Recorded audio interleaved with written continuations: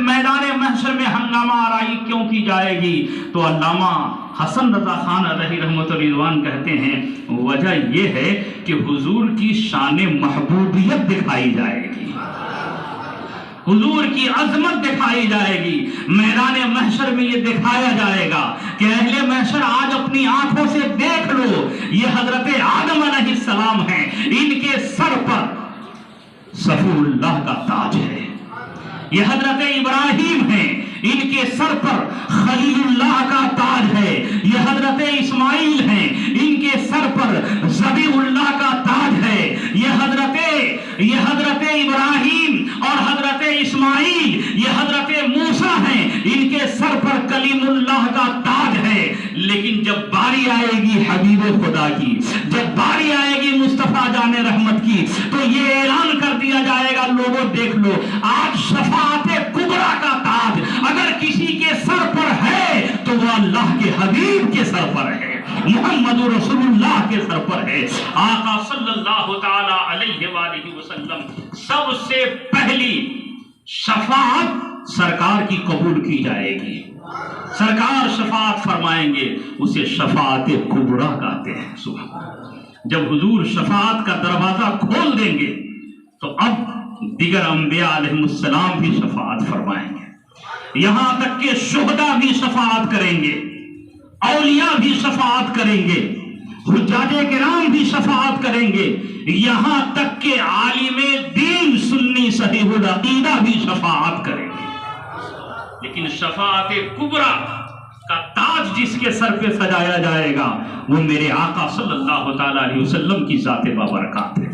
اسی لیے استاد زمن حضرت علامہ حسن رضا خان علیہ رحمۃ رضوان فرماتے ہیں فقط اتنا سبب ہے انعقاد بزم محشر کا، فقط اتنا سبب ہے انعقاد بزم محشر کا کہ یا رسول اللہ تیری شان محبوبی دکھائے جانے والی ہے۔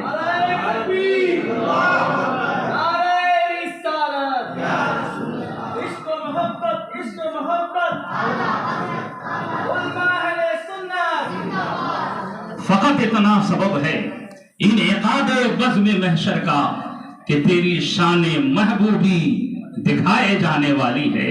حضرات دیکھا آپ نے قبر میں نبی کی محبت کام آ رہی ہے، حشر میں نبی کی محبت کام آ رہی ہے، میزان پر نبی کی محبت کام آ رہی ہے، پل صراط پر مصطفیٰ کا پیار کام آ رہا ہے، اور لوگ جنت میں جائیں گے نبی کے صدقے میں جنت میں جائیں گے۔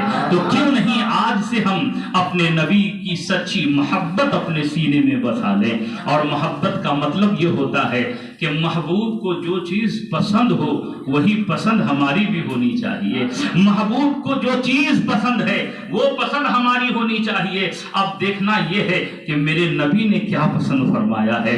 میرے آقا نے نماز پنجگانہ کی پابندی کی ہے۔ اگر ہم واقعی سچی محبت کرتے ہیں تو ہمیں بھی نماز پنجگانہ کی پابندی کرنی ہوگی۔ میرے نبی نے اپنے چہرے مبارکہ پہ داڑھی شریف سجایا ہے، ہم اگر نبی سے محبت کرتے ہیں تو ہمیں بھی اپنے چہرے پہ داڑھی شریف سجانی ہوگی۔ میرے نبی نے جھوٹ سے پرہیز کیا، ہمیں بھی جھوٹ سے بچنا ہوگا۔ میرے نبی نے جو کام سرکار کو پسند ہے اگر وہ کام ہم کرتے ہیں تو صحیح معنوں میں ہم غلام مصطفیٰ کہلانے کے حقدار ہیں۔ اللہ تبارک و تعالی ہمیں آپ سب کو عمل کی توفیق عطا فرمائے۔ وما علینا الا البلاغ۔ السلام علیکم ورحمۃ اللہ وبرکاتہ۔